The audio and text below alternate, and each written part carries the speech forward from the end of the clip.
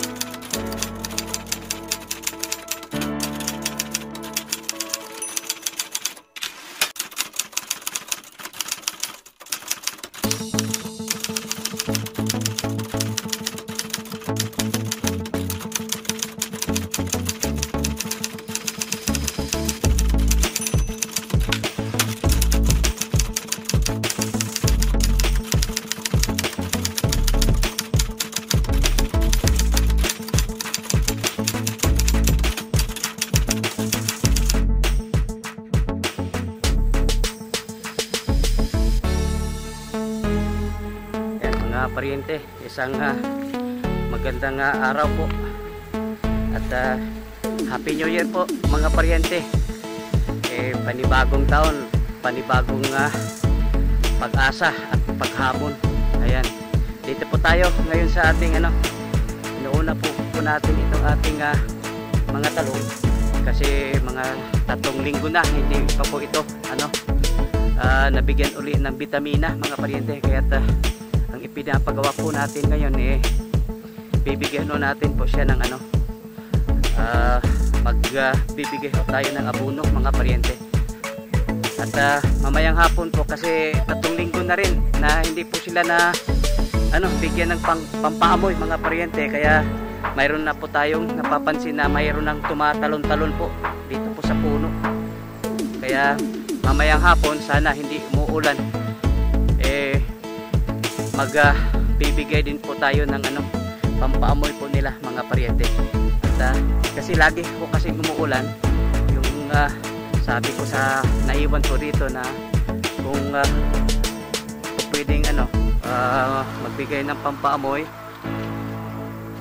hindi ho sila nakapagbigay gawa nung halos daw araw-araw umuulan.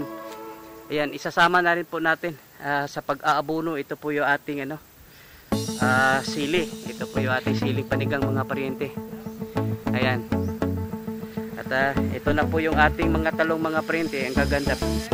Pero mayroon na po tayong pagdating ko po kanina umaga, ito po yung una sinisilip ko. Mayroon na po tayong nakikitang tumatalon na mga insektos.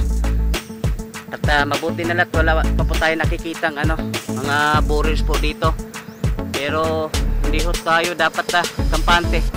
Tayo magkumpiyansa mga paryente, baka mapapasukan po tayo. Mahirap na pag napapasukan po tayo. At yan, doon na po mag-umpisa yung po ating kalbaryo pag sakasakaling maunahan po tayo ng mga borers. Ayan, ngayon po ito po ang kagandahan nga lang po rito mga paryente, hindi na po tayo magmano-mano yung pagbibigay ng abono. Ito nga, bigay na po tayo. Ayan, hindi mo nang gigwan, Ber? Ni agas na siya. Agas na. Dog, timplata dito ko andog. Kuandra driver, ablir atong kuandra.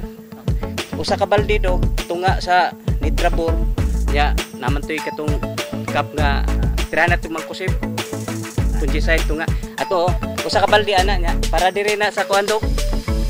Diri na sa atong sili. Tubig kinang puno ana tubig nya, tunga ra sa kuan. Unang kuan, abono pa mo ni nato diri sa atong sili. Unya pag abono dog, ayo igang kuan dog ha. Pwede ra kag areras kili dog. Ayo ig na lang, ayo ig ang punuan gyud. Yan mga parente. Sisilipin natin po yung ating future breeders. Kasi hindi pa po tayo nakapag-update mula nung holiday season mga parente. Ayan. Ito na po sila mga parente, mga malalaki na. Ayan o. Ayan. Pura gahuot na mga parente. Sumisikip na po sila. Kailangan i-extend na po natin. Ito po ating kulungan po nila para hindi po mapipigilan po yung paglaki po nila mga parente. Sumisikip na po sila. Ipapauna po natin yung pagpalaki po nito kanilang kulungan para yung tubo po nila hindi po mapipigilan mga parente. At ito naman pong tatlo, ito po yung mga mga takaping. Ito po yung bumili po tayo, ito po yung dagdag po nila, yung walang bayad, kumbaga pakapin, yung mga malalaki. Dapat sana lipat na po ito doon po sa range area kasi mahirap na yung paapo po sila ng mga paryente pag nandito po sa chicken wire lagi, may tendency na magkakaroon po ng tawag po namin nung araw ay tuktok upang namamaga po yung kanilang paa mga parente, yung pinaka soilas po ng po nila, yung paa, yung lumalapag sa lupa,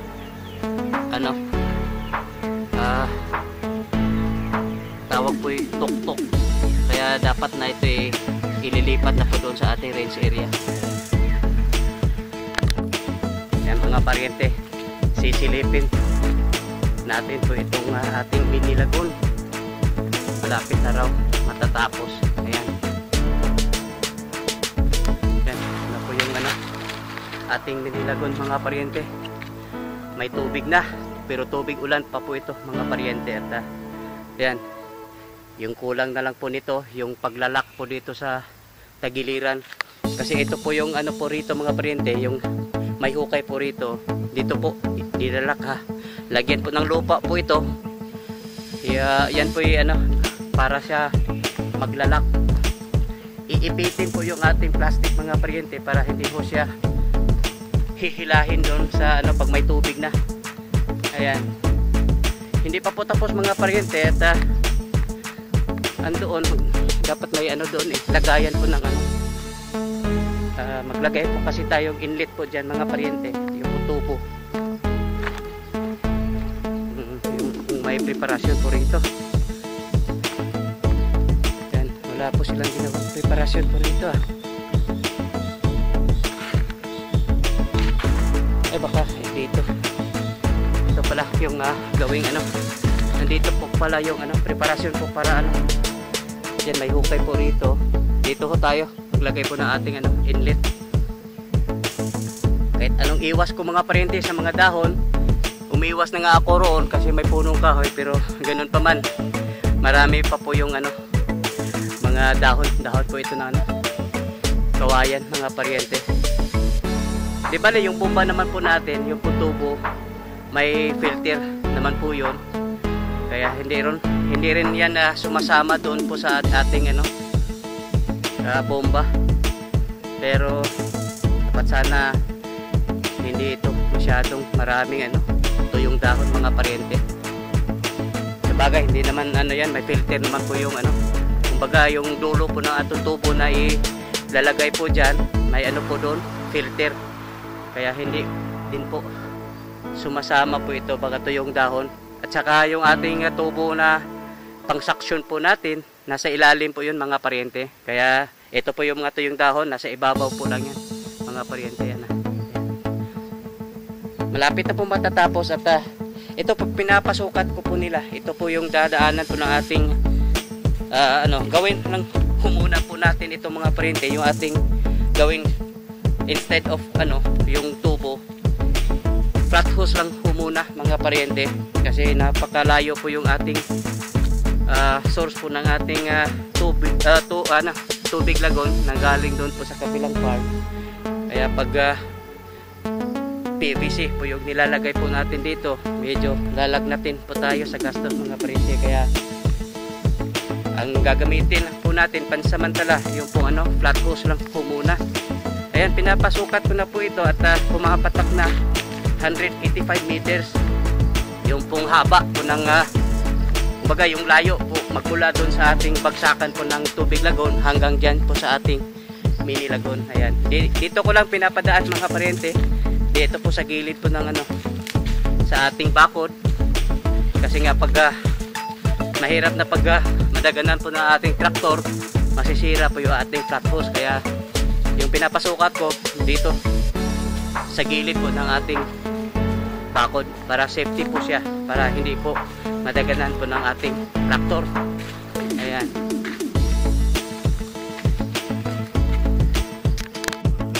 Ayan mga paryente, itong nasa harapan po natin, ito po yung area kung saan po tayo magtatanim po ng ampalaya. Matagal na po itong tapos mga paryente, nakailang araro na ito, binaligtad na po ito at hindi sila makakagawa po ng plat, gawa nung halos araw-araw umuulan mga paryente. Kaya hindi ho kasi pwedeng mag-aararo po tayo gamit yung ating traktor, nabasa po yung lupa kasi dumidikit po sa implements. Ayan, ang gagawin ho natin dito mga paryente, magkakaroon na po tayo dito ng basal.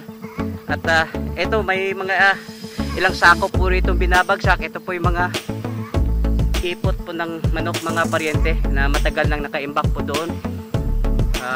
Kakunti lang ito mga paryente, isasama ho ito pag pagdudurog na po rito sa lupa bago po siya gawing flat. Masasama na po itong ating chicken manure. At maliban yan, pag nagkagawa na po tayo ng ating kama o flat, maglagay pa rin po tayo doon po sa ibabaw ng ating flat. Yung gagamitin po natin, yun po ating bio slurry. Nandun po sa ating kabilang farm, marami po yung bio slurry po natin doon. Yan din po yung gagawin po natin, ilalagay natin sa ibabaw ng ating flat. Ayan mga paryente. Yan, ito na rin po yung ating isang chicken coop dito po sa ating mga layers mga paryente. Ito po yung katabilan ng ating taniman po ng ating ampalaya. Ito po yung dating yung po ating dating goat house. Ayan, iikot po tayo mga paryente sa ating free range. Dapat sana mag po tayo nung Disyembre, magkakaroon po tayo ng inventaryo, kaso hindi ko nagawa. Ngayon magpapagawa po ako ng inventaryo para makukuha yung population ng ating manok, kasi yung reports po natin yung po partial po lamang, kasi iba po yung actual na inventaryo mga paryente. Kaya yun ang ipapagawa ko mga paryente, mag-i-inventaryo po tayo dun po sa ating mga manok para malalaman po natin yung buong population po ng ating mga alaga. At ito na rin po yung ating talong mga paryente na mukhang tumatanda na rin yung atong talong, at saka hindi ko kagandahan po yung bunga po niya mga paryente, pero patuloy pa rin po siyang namumulaklak. Ibig sabihin patuloy pa rin po yung pagpamumunga po niya. Yan po mga paryente, ang dami pong nagsiliparan o tumatalon yung mga insektos. Kaya sabi ko nga sa kanila bali dalawa pong insecticide na pinapatira ko po nila dito, kaso nga lang naunahan ho tayo dito po sa kumbaga dormant na po yung lalo na yung mga borers po nito mga paryente. Kaya minsan makinis po yung ating talong, Pero pag biniyak po mga paryente, may uod sa loob. Yan pong ano, disadvantage pag naunahan po tayo ng mga, lalo na pa pag ganitong edad yung umaatake po rito yung po mga borers, shoot and fruit borers po mga paryente. Ayan, at mukha naman silang tumatanda na. Tigang na po yung dahon po nila. Ang dami pong aphids mga paryente yan, marami pong hindi po aphids mga paryente, white fly pa po ito. Wala po ito, hindi po ito aphids. Ito po yung mga white flies yan.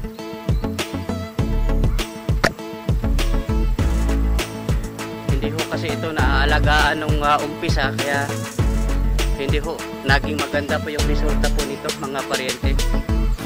Ayan, iikot ho tayo kasi kababalik lang po natin. Iikot na tayo sa buong farm mga paryente. Ayan, tingnan natin yung hospital pen po natin kung may laman. Ay, saan? Nara, Jubita? Ani ko saan? Ani uli? Okay. Ugunsa magkwanta inventaryo kay aturatan ng Disyembre. Wata ka inventaryo kay nga busy mga people. Inventaryo ta kay wala to makuha tong kuan gyud. Population din nato daghang kuan, daghang gyapon kuan sige buwan-buwan rin. Asa free range ni kanino ha? Oo. To pagi usa dito. Tuyo ko sana. Kano sa pamani uli si Jubita? Agahapon pa. Masig ugma paguro to no. Ito po yung ating nursery mga paryente Why ni abot nga rice hull kan? San? Ha? Wala pa? Sus na po. Napakasikip po nila dito mga paryente Ito po yung isa sa dahilan kung bakit marami pong mortality. Kasi napakasikip. Makikita ho natin Ayan. Napakasikip po mga paryente. Hindi po sila komportable po rito. Kaya yung instruction po ni Jubita nung araw maglilimit po doon sa isasalang na itlog dito po sa ating incubator. Kaso nga lang, ang sabi po niya, mahirap po kasi hindi raw nabibenta po yung mga fertile eggs. Kaya anhin mo naman itong sobrang dami, maraming mortality, hindi makayanan yung management po mga paryente. Kaya ililimit ho natin yung pong yung ating incubator, yung pagsala po doon sa dami po ng itlog. Kasi minsan 2, 3 tray. Yung bawat tray ay 88 po yun, 88 pirasong itlog. Kaya sa sobrang dami po mga paryente, baka mahihirapan na po tayong mag-manage po na sa sobrang dami. Kasi sumisikip na po sila. Katulad po nito, napakasakit po mga paryente. Anin naman natin po yung sobrang dami kung maraming mortality. Dadami talaga mortality pag sobrang sikip mga paryente. Bagamat napapansin po natin na medyo malinis na po yung ilalim, ito po yung lagi natin sinupuna na hindi po nalinis, malinis po yung ilalim mga paryente. Kaya ilang mortality po ito. Ang dami po. Yan, 3, may 3 rito, may 1 rito, mayroon ding isa doon sa ilalim, sa loob. Ay, dalawa nga mortality doon sa loob mga paryente. Ito, napakasakit na po nila rito mayroon pa isa rito. Ayan, kaya maganda siguro ililimit na rin po natin yung pong paglagay po ng itlog po dito sa ating incubator. Ayan, mayroon naman po tayong replacement siguro by March. Handang-handa na po yung ating replacement breeders.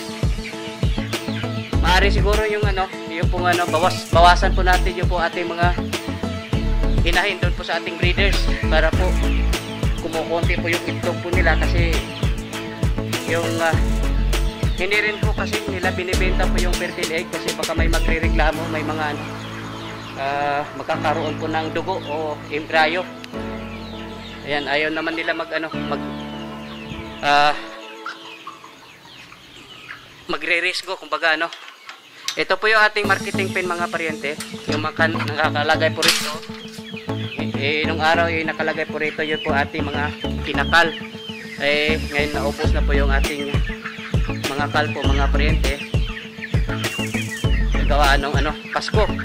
Ito po yung pangkatay po ito. Dito po sa ating marketing pen. At dito po tayo balak maglagay po ng o ililipat po yung ating dito po tayo maglagay po ng ating asula pans mga paryente, para naman po makakatipid po tayo sa ating patuka. Kaya malaking tulong po kasi yung asula. Kaya dito maglalagay po tayo ng asula pan po rito, at gawin na rin po natin permanente yung struktura, kasi parte na po siya ng ating po rito, free range. Ayan, dito po tayo maglagay po ng gagamitin po nating espasyo nito para po sa ating asula pans. At wala na pong yung tagapamahala po rito, wala na pong masasabi na hindi po nila maalagaan, kasi nandito na po sa loob po ng ating free range. Ayan, iikot pa po tayo dito po sa ating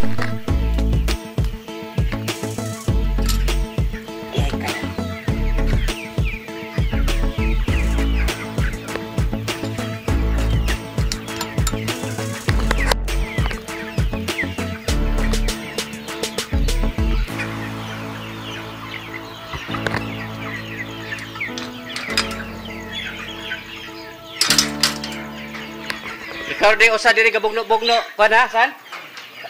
Wa ka patabang sa kuan? Busy po sila nagharbis og kuan. Kaya ra man ka.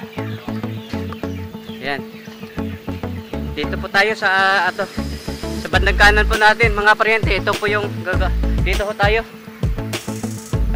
Ililipat po natin yung ating asula pans, at dito naman sa ating gawing kaliwa, ito po yung ating mga range area po ng ating alaga. Ayan. Itong range area po nito, mukhang kukunti na lang po sila naiwan po rito. Yan. Dito medyo marami-rami, at may nahalong parang na po yun ang laki na po yung iba, parang mangingitlog po yung iba. Yan, ito na po yung ito po natin. Dito po marami-rami po sila po rito. At dito po sa ating gawing kanan, ito yung po ating mga may lahing yung native mga paryente, at may lahing pasilan. Kaya isang beses po may napansin po tayong talagang matataas po yung lipad po ng itong ating mga native mga paryente. Kasi isang beses may napapansin ako, tumatalon po rito, naglipat bakod po siya mga paryente. Mataas na ito po ating bakod, pero kaya pa rin po yung tatakasan po ng ating mga native. Kaya bala ko yung pong mga pakpak po nito pwede natin gugupitan para hindi ho makakalipat po rito sa kabila. Kasi pag magkakaroon na po tayo ng mga bagong breeders, mahirap na katulad po rito mga paryente, bukas yung pintuan ng ating breeders. Yan, ito po yung ating breeding area mga paryente. Ito. Ayan. Ito po yung ating mga breeders, na kung saan halo-halo, at yung iba hindi ko dapat gawing breeders. Katulad yan, may po siya may basilan, baga native, at saka yung ginawa po nating breeders po mga paryente, ang liliit. Napakaliit yung iba mga paryente, kaya hindi po ito dapat ginagawang breeders. Kasi pag maliliit po yung mga magulang po nila, siyempre yung anak maliliit din. Kaya di bale, may 2 buwan pa po tayong bubuluin bago tayo makapagpalit po rito ng mga panibagong breeders po natin. Ayan. Mali dalawa po itong ating chicken coop dito po sa ating mga breeders. Ito mga breeders din po ito mga parente. Ayan, katulad din po doon sa kabila, yung ibang breeders po ay mga maliliit. Kaya hindi po dapat ginawang breeders. Mayroon pa kang lahing Basilan Korean, ginawang breeders. Kaya hindi ho tayo umaasa na magkakaroon ho tayo ng mga malalaking alaga kung ganito po yung mga breeders po natin. Kasi nandito galing lahat ng ano po natin. Baga dito po nag-umpisa yung ating production dito po sa ating mga breeders. Ayan. At ito naman po, ito na po yung ating pangalawang chicken coop sa ating mga layers. At mukhang yatang hindi pa po ito napalitan po ng ipa o rice hull mga paryente. Kaya dapat talaga regular yung pagpalit po ng rice hull. Pero hindi naman po siya ganong maamoy. Pero dapat na ito palitan po ng rice hull. Ayan. Ganito po karami yung po ating mga breeders, mga paryente. Ayan.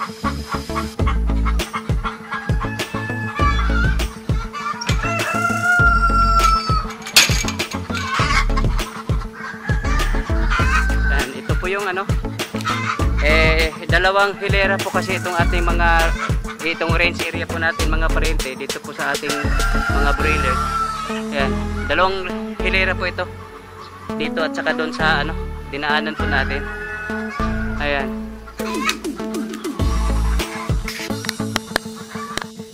Ayan mga paryente. Ayan. Ito na rin po yung ating dragon fruit mga paryente Ayan. Walang pagbabago po yung ating dragon fruit. At darating ang araw ito ay mabibigyan po natin ng pansin. Kumbaga maano po natin ito pero yun na nga mga paryente lalo na yung isang ano po dyan yung puno po yan wala gaanong punggos yan kasi pinagtataka ko kung saan hindi ho siya dilinis, parang hindi ho siya naapektuhan. Ayan. Ito po yung ating dragon fruit. Kaya pag medyo nakakalawag po tayo, mag-umpisa ho tayong mag-replant. Pero hindi ho natin lang mga ilang poste lang ho muna. Hindi ho tayo mag-replant ng yung buong yung lahat na ating dragon fruit. Kumbaga lang ilang poste lang ho muna. Kasi kailangan ho tayo ng maraming tao kung magre-replant po tayo yung buong po natin. Yan. Dahan-dahan ho tayo magre-replant po dito at once makapag-replanting na po tayo, aalagaan na po natin. Kumbaga yung sakit po niya, fungus lang naman fungus at saka yung langgam. Kaya titirahin po natin ang fungicide yan kung sakasakaling makapag-replanting na po tayo. At ito naman po yung ating kalamansi. Ito po yung pangalawang batch mga paryente ng ating kalamansi. Ito po yung nauna. Ito mayroon na po itong 3 taon mahigit. Itong ating kalamansi po rito. Ayan. Hitik po sa bunga yung ating kalamansi mga paryente. Palagi kasing umuulan kaya napakarami po ng bunga po na ating kalamansi. Ayan At itong ating pangalawang batch dito po sa ating bandang kanan, mukha yatang humahabol po sila mga paryente Ayan. Ito po yung sinasabi kong doon po sa ating ampalaya. Handang-handa na po yung ating mga kagamitan po doon mula sa ating buto. Ito po yung pangbalag po natin. Handang-handa na po mga paryente. Kaso nga lang, hindi po magagawa. Kasi laging umuulan. Hindi po pwedeng aararuhin o gagawa po ng tama o flat kung basa po yung lupa mga paryente. Ito rin po yung isang area po natin. Balak po natin dito tanim po tayo dito ng siling atsal at siling panigang. Ayan. At yung gagamitin natin dito, ito po yung drip irrigation. Gamit itong ating drip irrigation tanks. Ayan. ating papaya mga paryente. Mga ilang linggo na nag-request po tayo ng buto kasi matagal pa po mga paryente bago po mamumunga po itong papaya. Kaya ngayon pa lang magpunla na po tayo ng papaya kasi aabot pa ng 6 hanggang 8 buwan bago po tayo makapagpamunga po yung isang papaya mga paryente. Kaya ina-anticipate na po natin bago po ito sila tumatanda, mayroon na pong kasunod mga paryente. Ayan.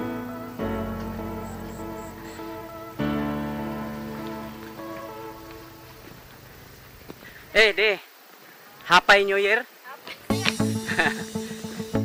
Ayan. Dito rin po tayo maglalagay po ng ating ililipat yung ating vermiculture mga paryente. Dito tayo maggawa po ng vermicomposting at saka vermiculture na malapit lang din sa ating harvest station para wala na po silang lusot na kahit saan-saan na po tinatapon po yung ating mga po dyan, yung mga reject. Kaya malaking tulong po itong ating vermiculture. Hindi naman po tayo mag-mass production po ng vermicast kasi mayroon naman po tayong mapagkukunan ng organic fertilizer. Pero ang gagawin po natin dito yung po ating mga nalalanta na mga prutas po yan, mga yung ating mga gulay, masarap gawin po yung substrate, yung pong pagkain po ng mga bulate. Ayan, dito po tayo maglalagay siguro mga 3 worm bed. Kasya po ito, 3 worm bed po dito mga paryente. Yung ating mga patapon na mga basura po riyan, yung mga malalanta, ayan, mayroon na po silang mapaglagyan mga paryente. Ayan, dito po natin ilalagay. Napili ko itong lugar na ito maliban sa malapit dito po sa ating harvest station. Ito po malamig po rito kasi nasa ilalim po ng akasya. Yung bulati naman ayaw nila po yung sobrang init. Kasi nung una mga paryente, doon po sana ako maglagay po natin vermiculture. Kaso nga lang, gagastos pa tayo kaya maglalagay pa tayo ng bubong. Kaya dito na lang. Ayan. Yan mga paryente, dito po tayo sa harapan po na ating dalawang tudling. Na ito po ay siling panigang mga paryente. Mayroon lang po tayong napapansin. Ito po ay kasabayan po ito sa siling panigang po natin nandoon po sa unahan doon. At yung napapansin po natin, medyo magaganda po yung bulas po nila. Yung sili po panigang po rito, ang gaganda po ng bulas. Ikumpara po natin po doon sa kasabayan po niya doon sa tabi po na ating talong. At ito po yung area po nito ay partly shaded po ito mga paryente. Ito pala ang siling panigang, gustong gusto din po nila yung pong partly shaded. Kaya nga itong siling panigang mga paryente, kadalasan yan po ay ginagawang intercropping doon po sa mga ampalaya. Yan po ay tinatanim doon po sa gitna po ng ampalaya. Nag-thrive din po siya pag partly shaded. Ayan. At sisilipin natin po yung ating yung kasabayan po niya, yung pong ating siling panigang po dito na full sunlight po mga paryente. Medyo maganda yung bulas po doon sa partly shaded kumpara po dito sa direct sunlight, yung full sunlight ika nga. Ayan. Ito po yung ating siling panigang. Ito po yung full sunlight po rito mga paryente. At ito yung sabay po doon po sa ating tinitignan kanina. At napapansin po natin na magaganda po yung bulas po doon sa partly shaded ikumpara po rito. Kaya nga marahil tayong napapansin na ginagawa po itong intercropping doon po sa ampalaya. Kasi hiyang din po sila pag partly shaded mga paryente. Ayan.